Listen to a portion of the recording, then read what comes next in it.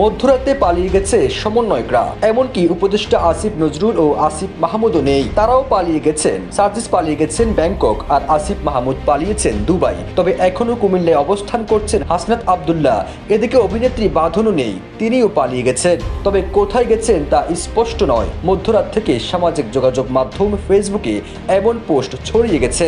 এমন অবস্থায় অনেকে সন্দেহাতীত প্রশ্ন তুলেছেন, গণ অভ্যুত্থানে সামনের সারিতে নেতৃত্ব দেওয়া সেই সমন্বয়করা সত্যি কি পালিয়ে গেছেন? তবে হঠাৎ কেন তাদের পালাতে হলো, এমন প্রশ্ন উঠেছে সামাজিক যোগাযোগ মাধ্যমে। নিষিদ্ধ সংগঠন ছাত্রলীগের সাবেক নেতা সিদ্দিক নাজমুল আলম সামাজিক যোগাযোগ মাধ্যম ফেসবুকে পোস্ট করে লিখেছেন, ব্যাংকক সার্জিস চলে গেছে, কুমিল্লায় হাসনাত, আসিফ দুবাই। এরপর তিনি আরও একটি পোস্ট করে জানতে চান আসিফ নজরুল কই।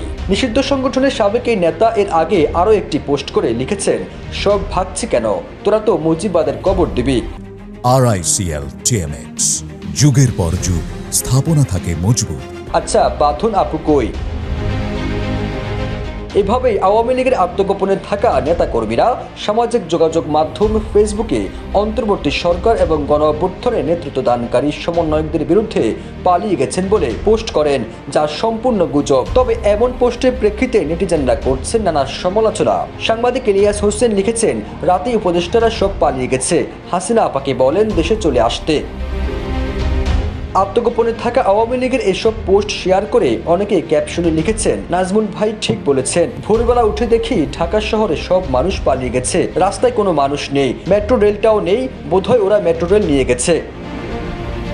এদিকে আবার অনেকে লিখেছেন, সারা রাত শুনলাম সবাই পালিয়ে যাচ্ছে, সকালে উঠে দেখি ঘটনা সত্যি, কাউকে তো কোথাও দেখা যাচ্ছে না, না সচিবালয় না রাজপথে, নিজেও দেখলাম কাঁথার নিচে লুকিয়ে আছি।